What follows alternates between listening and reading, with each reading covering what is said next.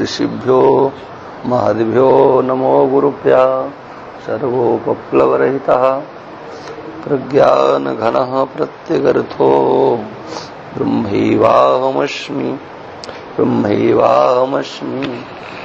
श्रुतिस्मृतिपुराणानामालयं करुणालयं नमामि भगवत्पादं शङ्करं लोकशङ्करं शङ्करं शङ्कराचार्यं वादरायणं श्रोत्रभाषितौ वन्दे भगवन्तौ पुनः पुनः ईश्वरो गुरुरात्मेति मूर्तिभेदविभागिने ओं वद्व्याप्तदेहाय दक्षिणामूर्तये नमः।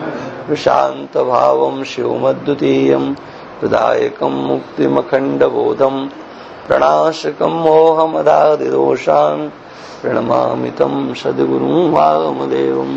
हाँ भाई बताइए कहाँ से? एक प्रश्न संख्या 140 पर ये आत्मा असंग है, ये हो गया था ना? नहीं हाँ, ये तो हो तो गया था ना। ये आत्मा असंग है, इसका संघात के साथ अहंता ममता रूप जो संबंध प्रतीत होता है, यह मैं हूँ और ये मेरा है, ये क्या है? ये भ्रांति है। इसी को आगे चल करके अध्यास कह देंगे। भ्रांति और अध्यास दोनों बराबर हो जाते हैं, है ना? इस रीति से हाँ, घटाकाश के दृष्टांत से संग भ्रांति की निवृत्ति हो जाती है। ये जो घटाकाश का दृष्टांत है ना, ये अगर ठीक तरह से समझ में आ जाए तो समझ लो कि आप समझ गए। आकाश ब्रह्म स्वरूप है, उसकी कोई उपाधि नहीं है। महाकाश की है, वो उपाधि रहित है, शुद्ध ब्रह्म। ये क्या है? ये आकाश की तरह से वो शुद्ध ब्रह्म उपाधि रहित है। उसमें जो कुछ प्रतीत हो रहा है वो सब भ्रांति है। उसमें कोई विकार नहीं है, उसमें कोई क्रिया नहीं है, उसकी कोई उत्पत्ति नहीं है। वो महाकाश इसीलिए उसको कहा जाता है। ये भूताकाश की चर्चा है, लेकिन हाँ, ये भूताकाश कौन सा? जिसका पंचीकरण हुआ। आप लोग पढ़ कर के आए हो क्या? पंचीकृत पंच महाभूतों का पंचीकरण हुआ, तो उस पंचीकरण में जो हम लोग व्यवहार में आकाश ले रखे हैं, इस आकाश में 4 और मिले हुए हैं। जब 4 मिले हैं तब इतना ये निर्मल है, किसी का संस्पृष्ट नहीं है।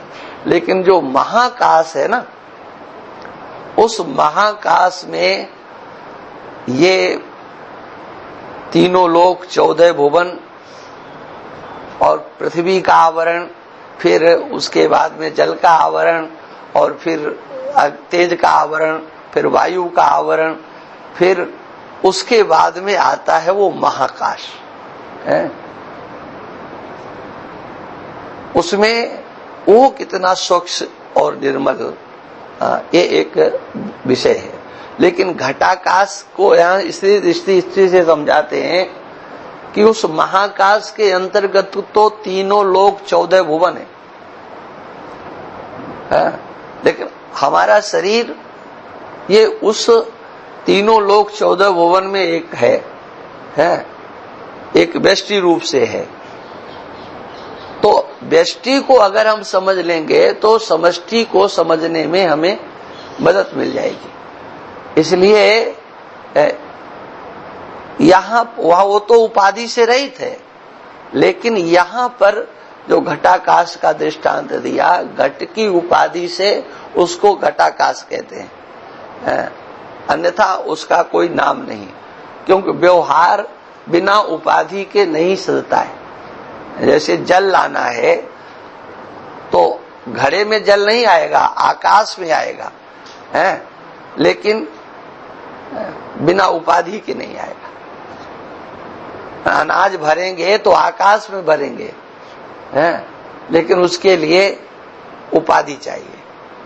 तो व्यवहार हम जो कर रहे हैं, ये जो उपाधि है, आज सुबह एक प्रवचन में ये बात आई थी कि ये विज्ञान प्राप्त करने का एक साधन है ना।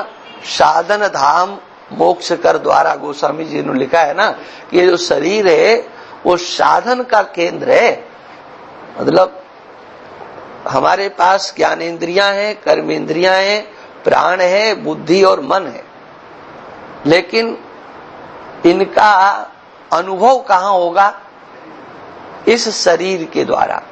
इसलिए यहीं से हमारी कथा प्रारंभ होती है। शरीर को ही निमित्त बना करके हम आगे चलते हैं। स्थूल का दर्शन किए बिना आप सूक्ष्म की अनुभूति नहीं कर सकते हो। इस शरीर की आपको अनुभूति होगी तो शरीर के अंदर सबकी अनुभूति हो जाएगी। बात समझ में आ रही कि नहीं आ रही? शरीर की जहां अनुभूति है वहां सबकी अनुभूति है, और जहां शरीर की अनुभूति खत्म वहां सबकी अनुभूति खत्म हो जाती है। सुसुप्ति में आपको किसी की अनुभूति नहीं होती। मन है, प्राण है, बुद्धि है, इसका अनुभव नहीं होता। क्यों?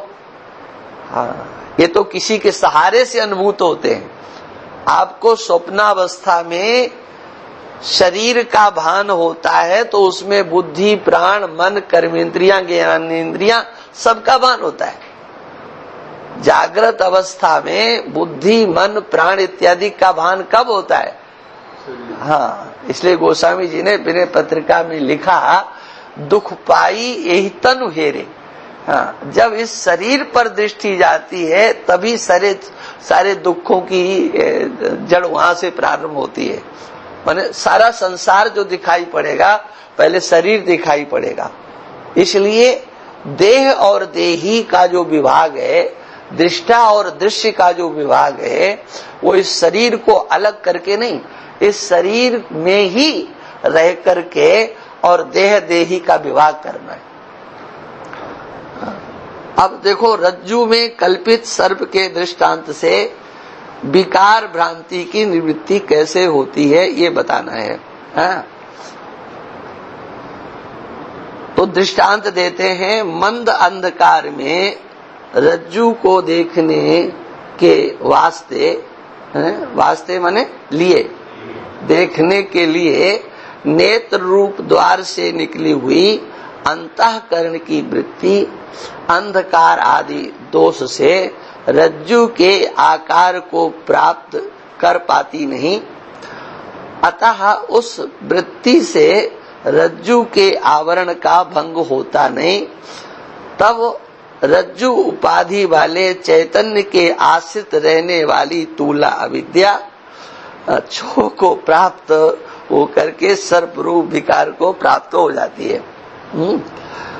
यह सर्प दुग्ध के परिणाम दधि की भांति अविद्या का परिणाम है, और रज्जु उपाधि वाले चैतन्य का विवर्त है।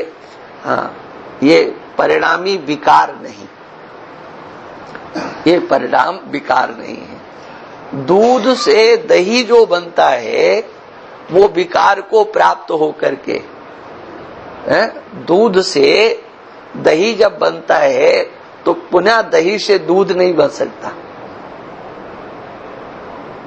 नहीं बन सकता ना। एक बार जो दूध दही के रूप में परिवर्तित हो गया तो वो परिवर्तित हो गया, ये विकार कहलाता है। लेकिन रज्जु में जो सर्प की प्रतीति हो रही है, मतलब अभी सर्प को हम देख रहे हैं, किंतु क्या रज्जु में सर्प नाम की कोई चीज उत्पन्न हुई है ना? नहीं हुआ ना। रज्जु में कोई विकार नहीं हुआ। विकार नहीं हो और दृश्य उससे विपरीत हो, अधिष्ठान से विपरीत जहां दृश्य हो, जैसा अधिष्ठान है वहां अगर हो रहा है विपरीत दर्शन तो उसको कहेंगे विवर्त। और जहां पर कारण कार्य के रूप में परिवर्तित हो, विकार को प्राप्त हो जाए, उसको कहेंगे विकृति। जैसे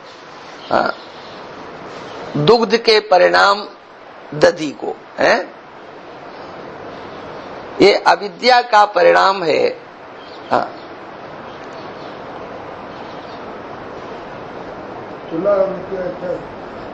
तूला अविद्या कार्याविद्या। कार्य एक मूल है, अज्ञान है, उसको कहते हैं मूला विद्या। मूल अविद्या मूला विद्या उसको कहते हैं। इसी प्रकार से तूला विद्या, तूला विद्या का अर्थ होता है कार्य रूप में परिणत हो चुकी है जो अविद्या।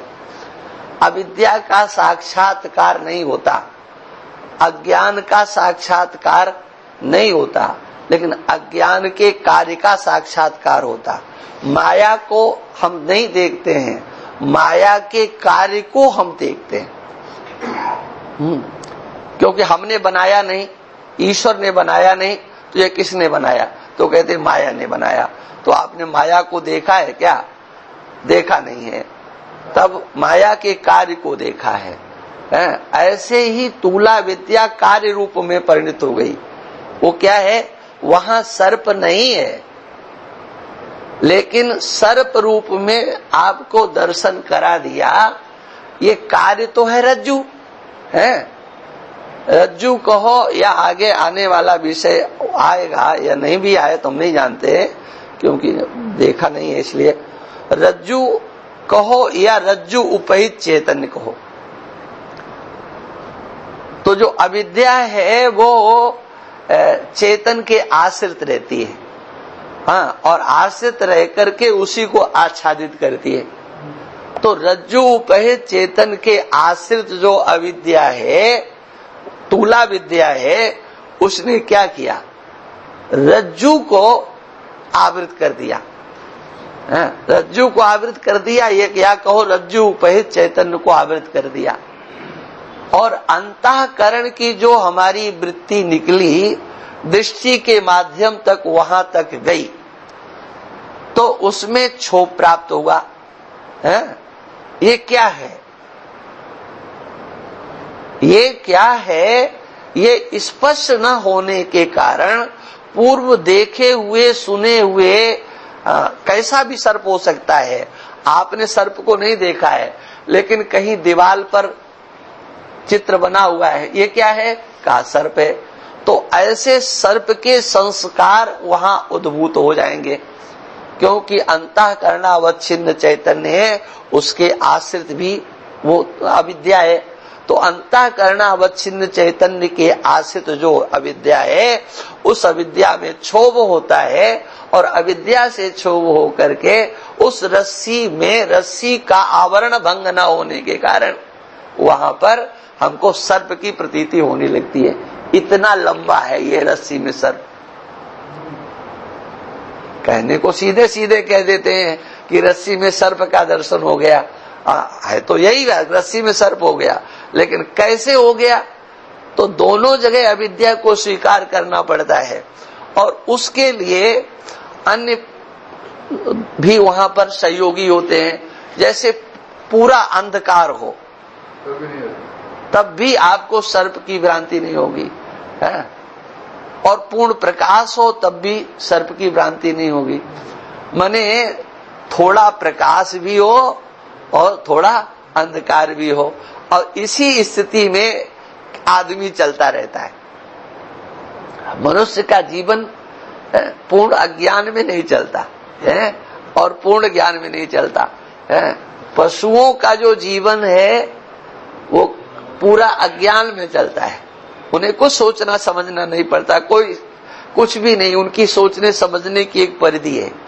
और जो देवता होते हैं, हाँ, इंद्र हैं, ब्रह्मा इत्यादि, वो अपने ज्ञान स्वरूप में स्थित होकर के ब्रह्मा है, विष्णु है, शिव है, शक्ति है, गणेश है, हाँ, इनको हम लीलाओं की दृष्टि से कुछ भी कह लें, ये अपने ज्ञान स्वरूप में व्यवहार करते हैं, और जो नीचे के पशु पक्षी इत्यादि हैं ये अज्ञान में व्यवहार करते हैं। लेकिन हम लोग हैं वो खिचड़ी में व्यवहार करते हैं, ज्ञान भी है और अज्ञान भी है। ये भी नहीं कह सकते कि हम कुछ नहीं जानते, और ये भी नहीं कह सकते कि हम कुछ जानते हैं। हाँ, तो इस स्थिति में ही संशय होता है, ऐसी स्थिति में ही भ्रांति होती है। माने पूर्ण अंधकार में संशय विपर्य कुछ नहीं, और पूर्ण प्रकाश में संशय विपर्य कुछ नहीं। कुछ ज्ञान और कुछ अज्ञान। माने ज्ञान क्या है? इदम की प्रतीति हुई आपको, है, और ये भी दिखाई दिया कि ये लंबा लंबा है, तिरछा तिरछा है। तो ये लंबा तिरछा क्या हो सकता है? तो बोले कि सर्प ही हो सकता है। पूज्य पुरी वाले शंकराचार्य जी इस बात को कहते, बोले कि ये भी प्रारब्ध का ही खेल है कि भ्रांति हुई तो सर्प की हुई। अरे ये भी तो हो सकता था कि पानी की लकीर पड़ी हुई है, पानी पड़ गया है, या टेढ़ी मेढ़ी लकड़ी पड़ी हुई है। हाँ,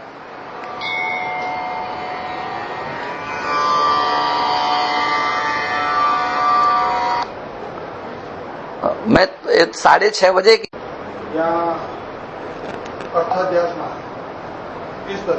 देखो, ज्ञानाध्यास और अर्थाध्यास अलग अलग नहीं होते। अर्थाध्यास के ही 2 भाग हो जाते हैं, है ना। जहां अर्थाध्यास है वहां ज्ञानाध्यास है ना। अर्थाध्यास को ही समझने के लिए, है ना, अपने अभाव के अधिकरण में प्रतीयमान जो विषय और उसका ज्ञान, क्या उसका नाम अध्यास हो जाता है। विषय भी प्रतीत हो तो विषय बिना ज्ञान के प्रतीत नहीं होता। हाँ, तो विषय विपरीत दिख रहा है तो ज्ञान भी आपका विपरीत है। इसलिए एक ही स्थान पर दोनों होते हैं, है ना। अर्थात नहीं, अरे नहीं, ऐसा कुछ नहीं जी। फिर वही बात, अध्यास दोनों के साथ होता है। विषय और ज्ञान का एक ही भूत स्वरूप अध्यास होता है ना। विषय और विषय का ज्ञान ये अध्यास कहलाते हैं। जब तक विषय की प्रतीति नहीं है तब तक आप अध्यास कैसे करोगे? हाँ, अध्यास माने भ्रम। हाँ, विपरीत दर्शन को अध्यास कहते हैं। तो विपरीत दर्शन में आपकी दृष्टि भी है, आपका ज्ञान भी है। दृष्टि और ज्ञान दोनों के दोनों हैं। आपने रस्सी को नहीं देखा लेकिन देखा जरूर, किंतु वो आवरण भंग नहीं हुआ। इयम रज्जु, ये रज्जु है, ये रस्सी है, ऐसा आपको प्रतीत नहीं हुआ। तब सर्प की तरह से प्रतीत हो गया। उसी ज्ञान में अगर रस्सी प्रतीत हो जाती उसी ज्ञान से, तो यथार्थ ज्ञान हो जाता। और उसी ज्ञान से जब आवरण भंग नहीं हुआ तो उस तूला विद्या के द्वारा उसमें सर्प की प्रतीति आपको हो गई। मतलब तूला विद्या यही कार्या विद्या। कार्या विद्या क्या है? रस्सी। उस रस्सी का ज्ञान नहीं होने के कारण ये रस्सी का अज्ञान, यही कहलाएगा कि रस्सी का अज्ञान ही सर्प की उत्पत्ति का हेतु है। रस्सी का अज्ञान ही सर्प की उत्पत्ति में सर्पाध्यास का हेतु है ना। सर्प विषय और उसका ज्ञान ये अध्यास का हेतु हो गया। इसको क्या कहेंगे? इसको कहेंगे विवर्त। इसको कभी जैसे सर्प पड़ा हो, उसमें रस्सी का भान क्यों नहीं होता? हो सकता है, हो सकता है, हो सकता है जी। हाँ, भागवत में यही वर्णन आया है, इसी अध्यास का निरूपण हुआ है। जब पूतना भगवान कृष्ण के पास में पहुंची तो सुखदेव जी कहते हैं इसको उल्टा हो गया, इसने सर्प को रस्सी समझ लिया। हाँ।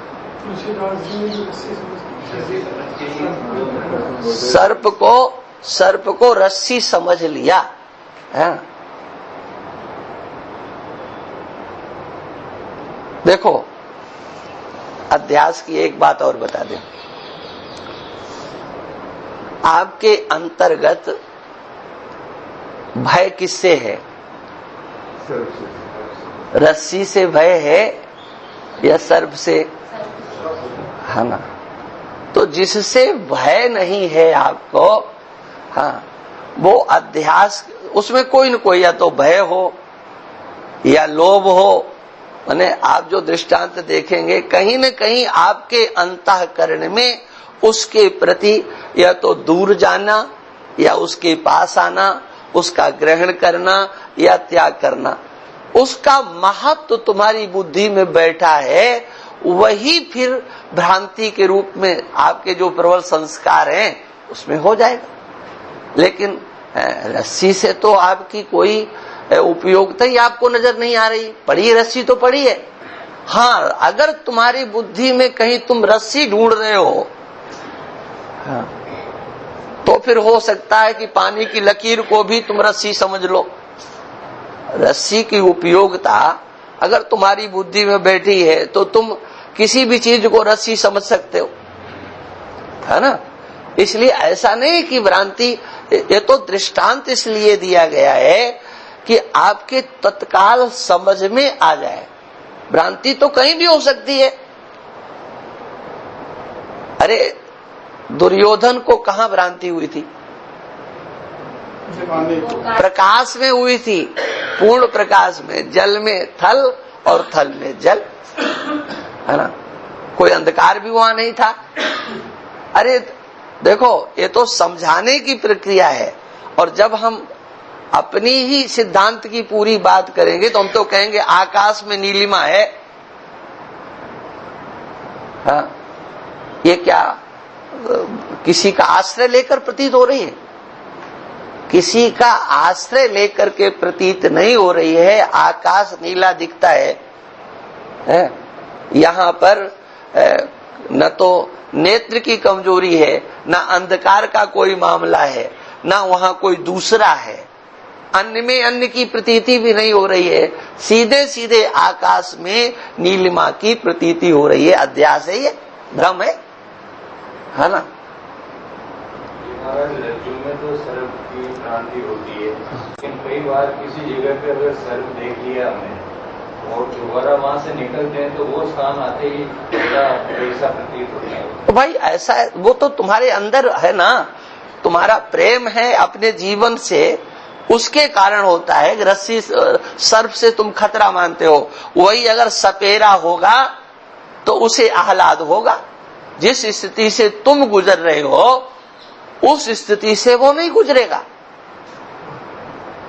जो सर्प को पकड़ने वाला है, सपेरा होता है, उसे अगर भ्रांति होगी तो उसे भय नहीं होगा, उसे आह्लाद होगा, है ना? इसलिए एक वस्तु एक जैसी किसी सबके लिए है, भ्रांति हो सकती है, लेकिन भ्रांति के प्रकार से अंतःकरण का परिवर्तन एक जैसा होगा ऐसा नहीं हो सकता। उसी रस्सी को सर्प समझ करके वो तो एकदम आह्लादित हो जाएगा। हम तो ढूंढ ही रहे थे, उसे कोई भय नहीं होगा, वो तो और देखेगा कहीं मिल जाए। लेकिन हम उस विद्या से पारंगत नहीं है ना, इसलिए हमें लगता है कि हमें दिखा मिला तो मरे, ये चक्कर है। किंतु यहां जो समझाया जा रहा है वो क्या? ये किस लिए दृष्टांत दिया गया? अपने में जो हम विकार देखते हैं अपने स्वरूप में, अपने में हम विकार देखते हैं, ये विकार, ये विकार, ये विकार, हमारे में कुछ हुआ ही नहीं है। किसमें नहीं हुआ? आत्मा में। आत्मा में माने हमारे अहम में कुछ हुआ ही नहीं है, लेकिन बिना हुए प्रतीत हो रहा है। ये क्या है? ये विकृति की एक भ्रांति है ना? वो क्या है? इसी को अध्यास कहते हैं। और अध्यास क्यों हुआ? वहां रस्सी को न जान करके सर्प की भ्रांति होती है, यहां अपने आप को न जान करके इस शरीर इत्यादि की भ्रांति होती है। हाँ? और शरीर की भ्रांति न हो, शरीर के रूप में आप अपने को स्वीकार न करो। कोई विकार बताओ है? कोई विकार का दर्शन आप नहीं कर सकते हो। शरीर को मत देखो और विकार का दर्शन करो। अंदर और बाहर कहीं देख नहीं सकते हो। विकार नहीं है, लेकिन आप अपने अंदर विकार देखते हो। अरे देखो, अवस्था है कौमारम यौवनम जरा, ये क्या है? हाँ? ये विकार है ना। शरीर में आई हुई विकृति को आप अपने ऊपर आरोपित करते हो। है? मैं बालक हूं, मैं युवा हूं, मैं वृद्ध हूं, मैं रोगी हूं। शरीर की विकृति को आप अपने ऊपर आरोपित करते हो। क्यों? आप अपने स्वरूप को नहीं जानते हो, है ना? एक भ्रांति हो रही है। अंतःकरण सूक्ष्म शरीर के आए हुए विकारों को आप अपने ऊपर आरोपित करते हो। कारण शरीर में आए हुए विकार को आप अपने ऊपर आरोपित करते हो। तो ये आरोपण है, और ये आरोपण हटता कब है? बस ये बात यहां बता रहे हैं। ये शोभ शब्द है? शोभ। हाँ। अरे भाई, क्षोभ का अर्थ देखो, यहां इसमें दिया ही होगा, लेकिन हम आपको सीधी सीधी बता दें। सीधी बात यह है कि आपके नेत्र की ज्योति उस विषय तक गई, लेकिन अकेले नहीं गई। अंतःकरण की वृत्ति के साथ, मन के साथ वो ज्योति वहां तक गई, और उस विषय का क्या है ये साक्षात्कार नहीं हो पाया। अब उसे जल्दी तो सर्प है, यही क्षोभ है। ये इसका अर्थ मैं उस रूप में पूछना चाह रहा हूँ साहब कि जब इसी में एक पहले लिखा हुआ है कि जो अनादि शक्ति थी और शोभ उनके मन में उठा और तब पंच महाभूतों की रचना की भगवान ने। ये शोभ क्या चीज? अरे क्षोभ माने कार्य करने की जो एक प्रवृत्ति है, इसी को क्षोभ कहते हैं। कार्योन्मुख जो चेतना है उसका नाम क्षोभ होता है। जो कार्य करना ही उसको है, इसका नाम क्षोभ होता है ना? कार्योन्मुख है।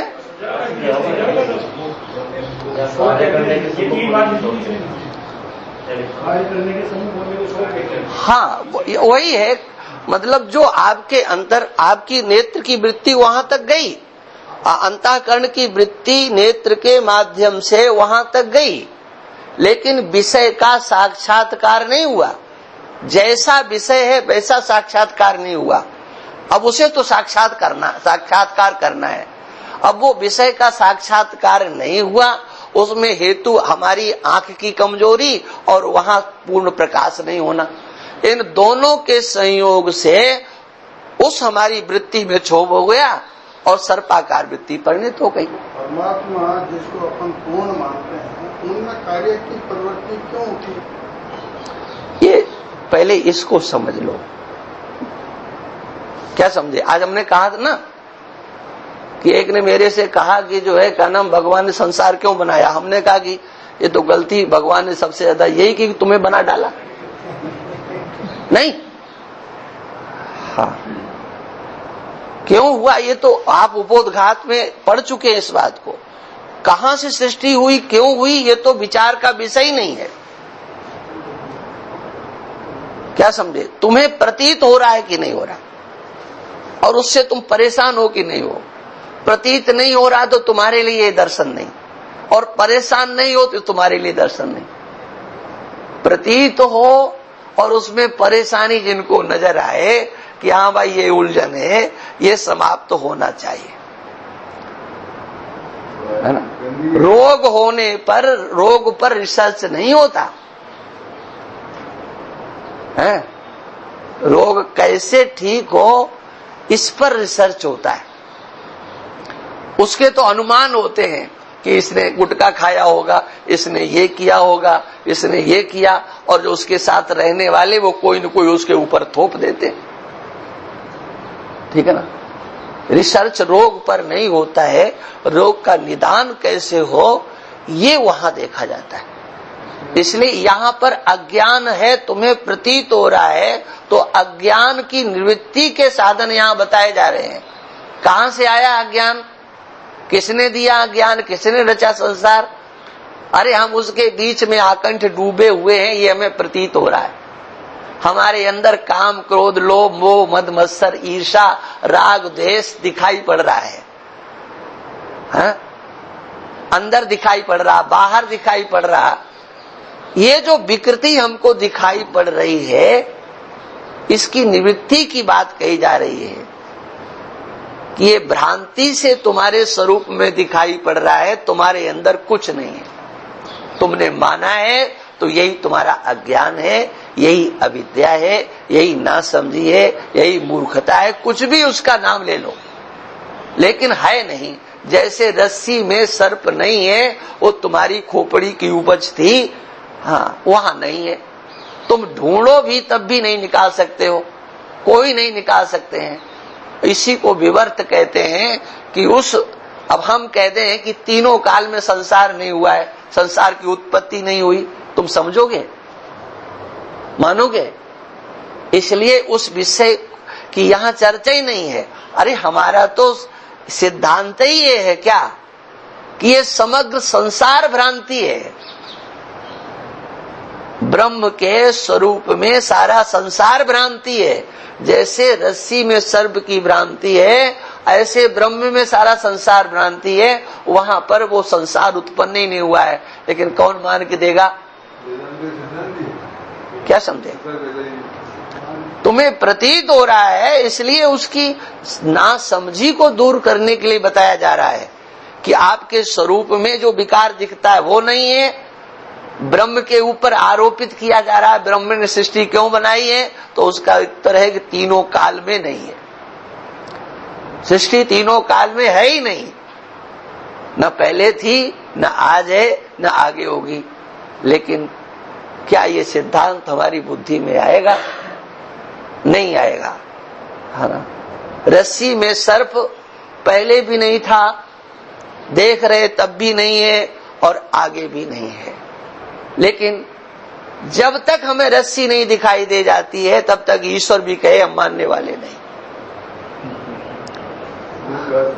समझे कि ना? ये बात है, इसको समझना चाहिए।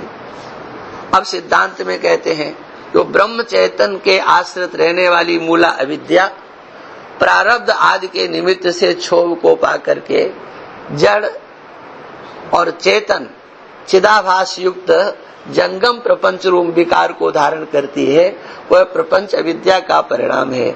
हाँ, अधिष्ठान ब्रह्म चैतन्य का विवर्त है, परिणाम नहीं है। मैंने सीधी बात कह दी कि सृष्टि एक विवर्त, जैसे तुम्हें रस्सी में सर्प दिखता है, ऐसे अज्ञान के कारण ब्रह्म में ये सारा सृष्टि दिखती है, वास्तव में कुछ नहीं है। इसलिए चर और अचर का भी लोग अर्थ नहीं जानते हैं कि क्या चर है क्या अचर है, ये भी नहीं पता है। भगवान ने गीता में 9वें अध्याय में कहा ना, मयाध्यक्षेण प्रकृति श्रूयते सचराचरम। चर और अचर की सृष्टि करती है, तो ये चर और अचर क्या है? हाँ?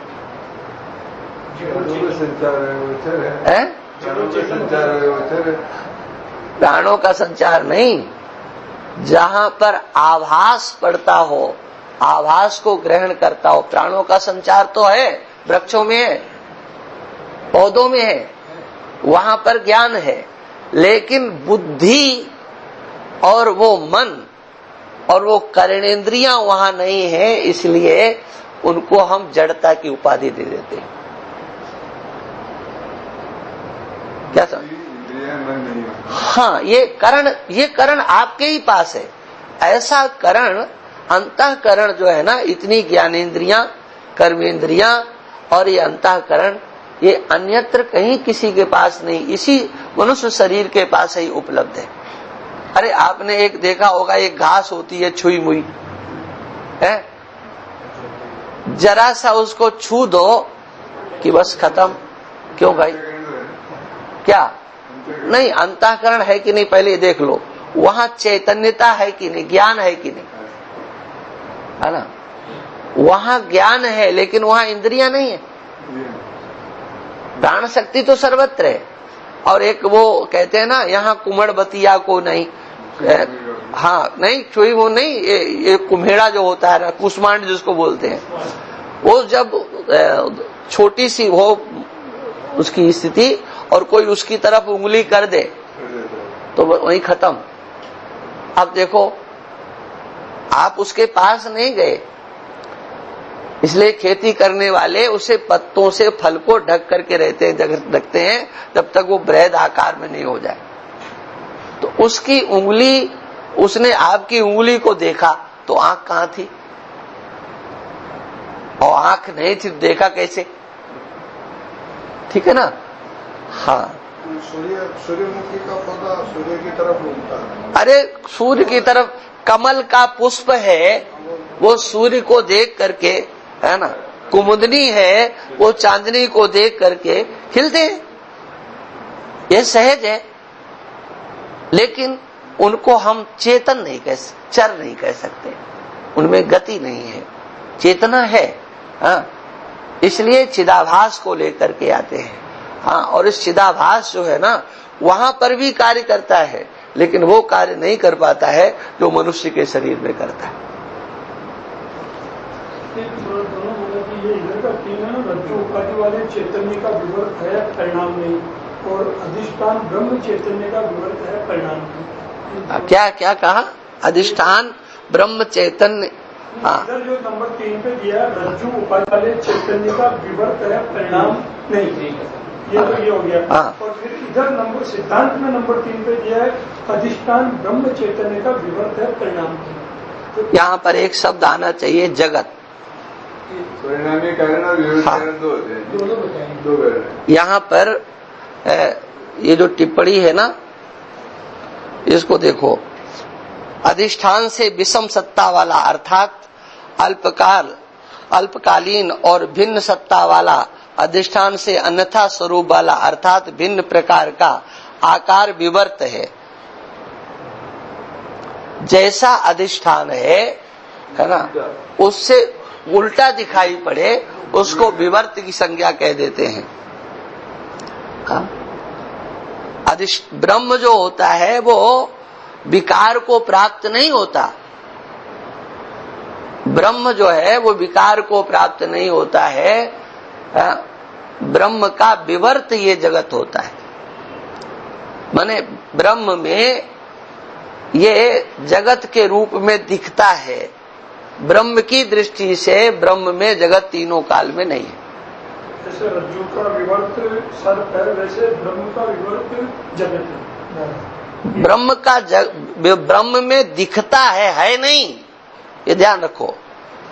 जैसे रज्जु में दिखता है, जैसे रस्सी में किसको दिखता है? रस्सी को नहीं, रज्जु में सर्प दिखा, अरे किसको? रस्सी को। हाँ, रस्सी को नहीं दिखता है, रस्सी न तो रस्सी को दिखता है न रस्सी में है, वो तो अन्य की दृष्टि में है। ऐसे ही ब्रह्म जो है ना, ब्रह्म की दृष्टि में संसार नहीं है, ये तो तुम्हारी दृष्टि में है और उसका संबंध तुम जोड़ रहे हो ब्रह्म से कहीं न कहीं। तो कहा कि वो विवर्त है, ये अध्यास है, ये तुम्हारा भ्रम है, ये अज्ञान है, उसको कुछ भी कह लो। ये भगवान ये बताइए, ब्रह्म चैतन्य के आश्रित रहने वाली मूला विद्या, ये मतलब ब्रह्म चैतन्य के आश्रित। हाँ ठीक है, ये शब्द क्यों? ये बता, हम पहले ही कह चुके हैं कि एक मूला विद्या है जो ब्रह्म के आश्रित रहती है, और एक मूला विद्या का कार्य है ये नाम रूपात्मक जगत है ना, इसको तूला विद्या बोलते हैं। तो इस तूला विद्या के द्वारा आवृत किया गया है। ये तूला विद्या का परिणाम है रस्सी का न दिखना है। ये जो शरीर है ये तूला विद्या का परिणाम है। शरीर दिख रहा है लेकिन अपना अहम नहीं दिख रहा है ना। इसीलिए शरीर का विवेचन करते हैं। क्यों करते हैं? उससे आवृत है। किससे? किससे आवृत है? तूला विद्या से। ये देह, ये कर्मेंद्रियां, ज्ञानेंद्रियां, ये प्राण, ये क्या है? उस मूला विद्या का कार्य है। और इस कार्य के द्वारा किसको ढका गया? अपने आत्म तत्व को ढका गया। वो नहीं दिखाई पड़ रहा, यद्यपि वही सर्वत्र व्याप्त है। उसकी सत्ता के बिना कहीं किसी की सत्ता नहीं है। व्यवहार उसकी सत्ता में होता है। लेकिन हम कहते हैं हम तो बच्चे से व्यवहार कर रहे, बेटी से व्यवहार कर रहे, माँ से व्यवहार कर रहे, पत्नी से व्यवहार कर रहे। व्यवहार तो आत्मा के साथ होता है, लेकिन हम न अपने को समझते हैं न उस व्यवहार को समझते हैं। उसको तूला विद्या बोलते हैं। अरे कितनी बार कह चुके हैं, एक कारण है, एक कार्य है। ये अविद्या शब्द ही क्यों उपयोग में लिया भगवान ने? अज्ञान। ये तो भाई उन्हीं लोगों की समझदारी है। अब इसमें हम क्या बोलें? ये तो उन्हीं लोगों की समझदारी जिन्होंने प्रयोग किया है। आपको कोई बढ़िया शब्द लगता हो तो वो फिट कर लो। यहाँ अरे तुम अब पहले इनसे एक एक से तो होने दो। पहले तुम्हें कोई दूसरा शब्द अच्छा लगता हो उसको रख लो। मूला विद्या बुरा लगता है ना। ये दोनों शब्दों की जगह कोई अच्छा शब्द फिट करना चाहो सो कर लो, है ना। उसके आश्रय से रह करके उसी को आवृत कर दिए हैं, उसको मूला विद्या कहते हैं। ब्रह्म के आश्रित है, ब्रह्म को आवृत करती है, इसलिए मूला विद्या है ना। और शरीर रूपी उपाधि के अंतर्गत रह करके वो उपाधि को उपाधि के रूप में न समझ करके आत्म तत्व को आवृत करती है कार्य रूप से, इसलिए उसको तूला विद्या कहते हैं,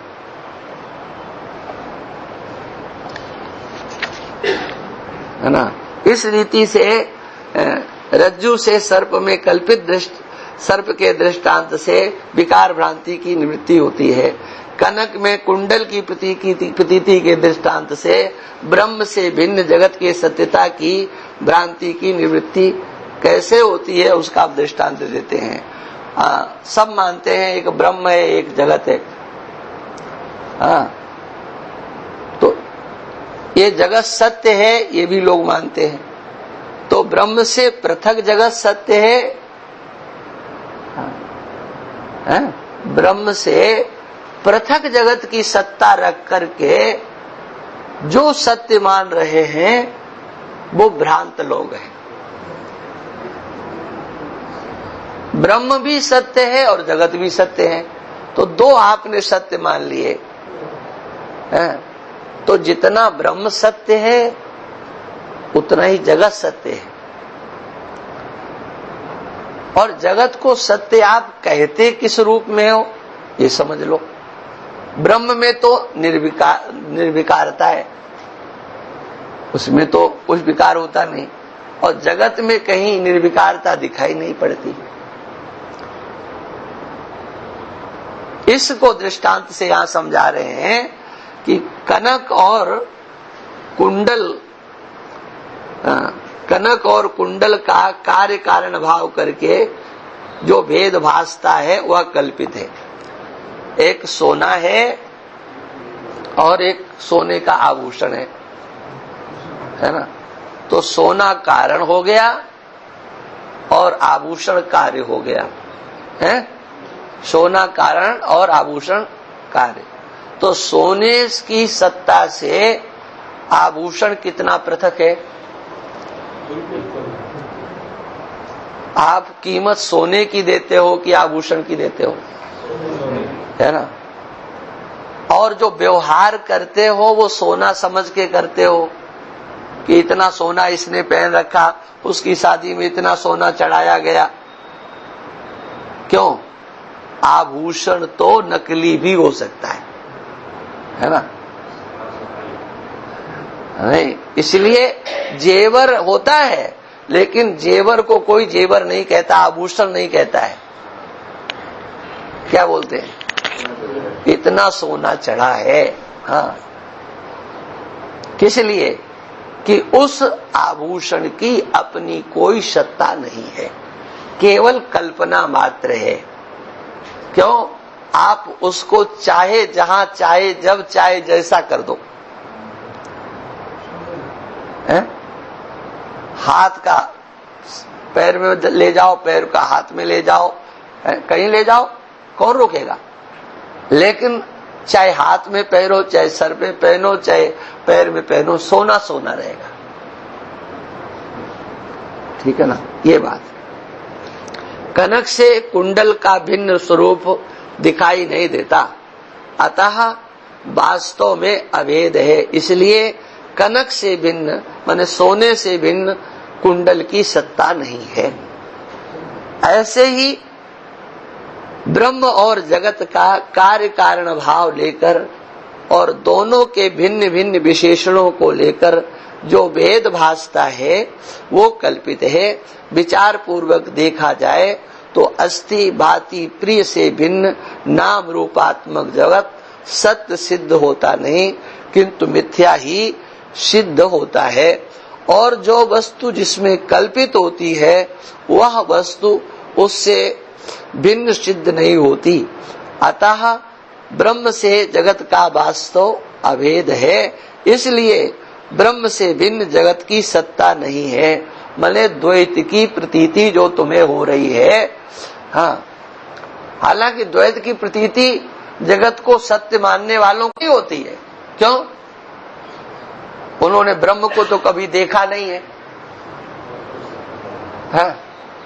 नहीं, संसार सत्य है, बोले जितना ब्रह्म सत्य है। तो तुमने ब्रह्म को कभी देखा है जो उसकी बराबरी कर रहे हो?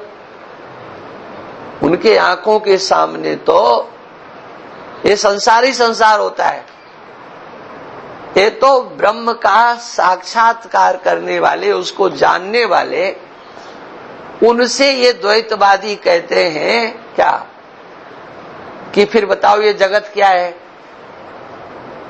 हाँ, अगर तुम जगत को मानोगे तो तुम्हारा द्वैत सिद्ध हो जाएगा। तो उसमें उत्तर दिया जाता है कि हम मान लेते हैं कि तुम्हारा जगत है, लेकिन तुम्हारा जगत ऐसे ही है जैसे सोने में आभूषण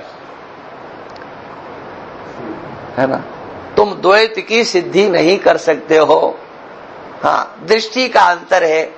तुम एक एक टुकड़े करके देखते हो कि ये अंगूठी हो गया, ये लर हो गया, ये फलाना, और हम कहते हैं सब सोना है।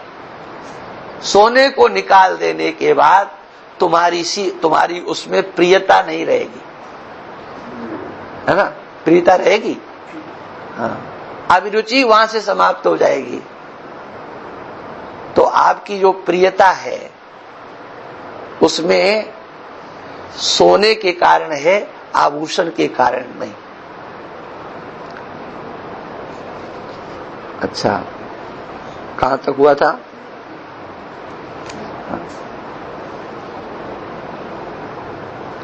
अतः ब्रह्म से जगत का वास्तव भेद, ये हो गया था ना।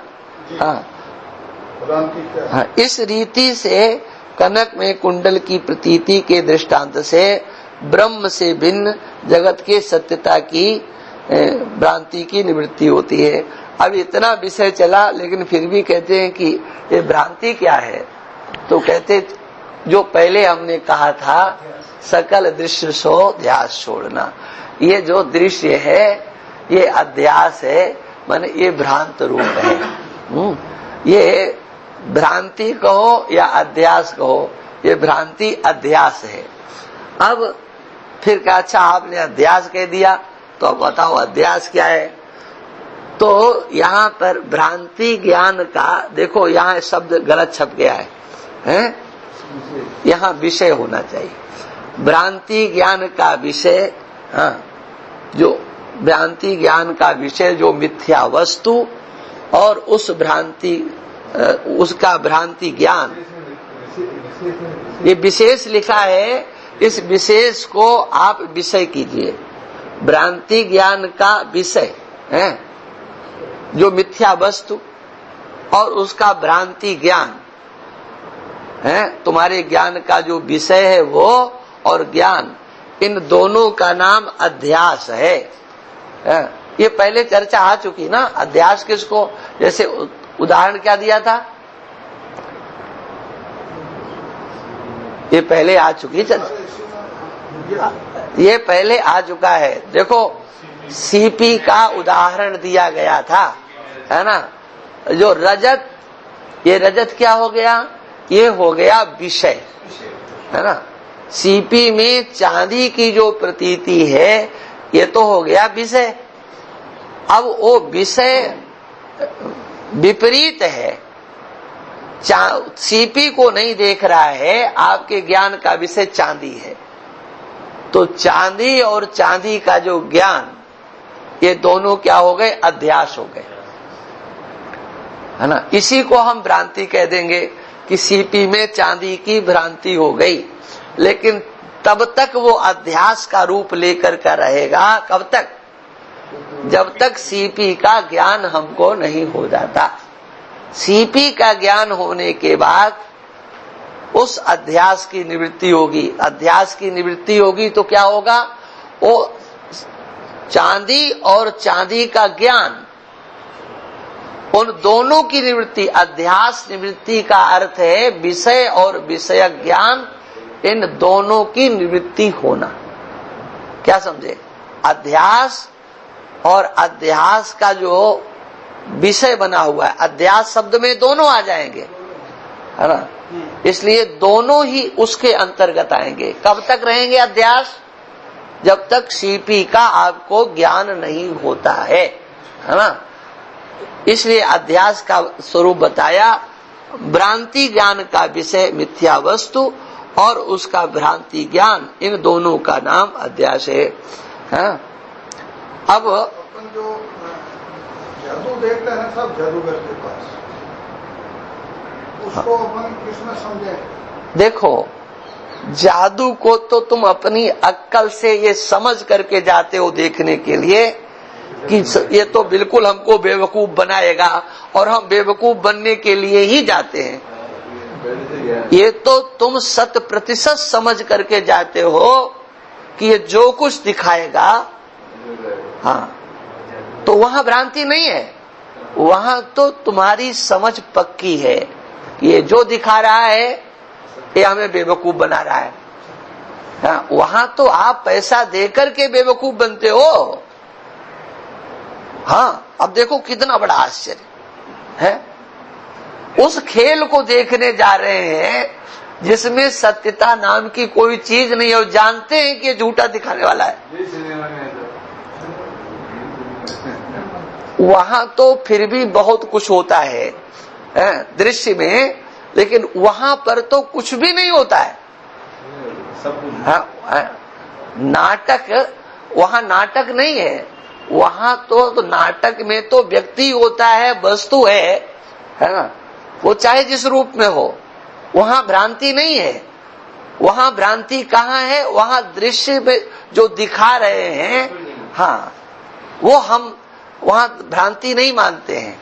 उस नाटक को तो हम ये देखते हैं कि हाँ ये पात्र है, निश्चित है, हाँ। लेकिन वहां तो बिल्कुल हमारी समझ में नहीं आता है कि देखो लोग संसार के कैसे विचित्र होते हैं। वो देखते हैं जादू का खेल, पैसा खर्च करके लाइन में लगेंगे, VIP टिकट लेंगे, और ये जान करके क्या कि ये मूर्ख बनाएगा। वहां भ्रांति नहीं, हाँ, वहां तो आपके बुद्धि के दरवाजे पूरे खुले होते हैं। भ्रांति तो वहां होती है जहां विषय का साक्षात्कार नहीं होता, लेकिन विषय का साक्षात विपरीत रीति से होता है, उसका नाम भ्रांति होता है। चलो भाई, अभी कल रखेंगे प्रश्न। ओम पूर्णमदः पूर्णमिदम्। पूर्णमुदच्यते पूर्णस्य पूर्णमादाय पूर्णमेवावशिष्यते। ओम शांति शांति शांति।